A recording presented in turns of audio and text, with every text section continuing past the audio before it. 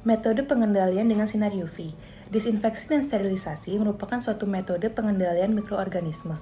Langkah-langkah ini membuat lingkungan lebih bersih dan lebih aman untuk dihuni oleh manusia. Meskipun ada banyak cara untuk mendisinfeksi lingkungan, satu metode yang telah digunakan selama lebih dari 1 abad adalah sterilisasi sinar ultraviolet atau UV. UV merupakan gelombang elektromagnetik tidak tampak oleh mata yang secara alami dihasilkan oleh matahari dan juga dari lampu buatan.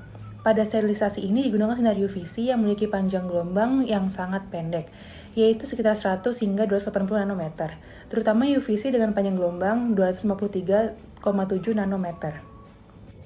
Metode ini termasuk dalam pengendalian secara fisika, karena prinsip kerja dari metode ini menggunakan radiasi dari sinar UVC yang membuat ikatan antara basa tidak stabil dan menginduksi pembentukan timin dimer pada DNA atau urasil dimer pada RNA.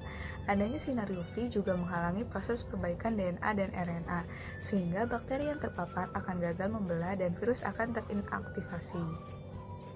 Di Indonesia sendiri, sterilisasi menggunakan sinar UV sudah diterapkan di berbagai tempat, seperti sterilisasi ruang operasi pada rumah sakit dan juga sterilisasi air minum pada pabrik.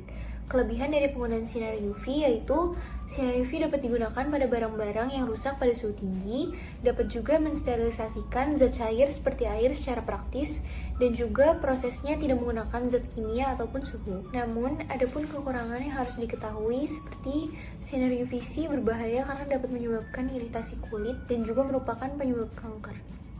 Dalam mengaplikasikan penggunaan UV, ada beberapa hal yang perlu diketahui, seperti dosis mikroorganisme dan juga faktor-faktor lainnya.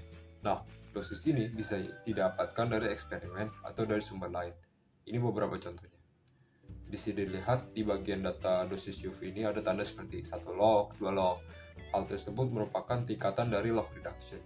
Jadi kalau 1 log reduction itu punya arti dosis yang diperlukan untuk membunuh 90%, sedangkan 2 log itu punya arti dosis yang dibutuhkan untuk membunuh 99%.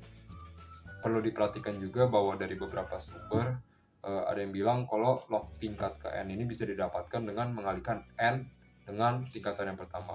Hal ini kurang tepat karena fungsi dosis terhadap log reduction ini sebenarnya bukan linear.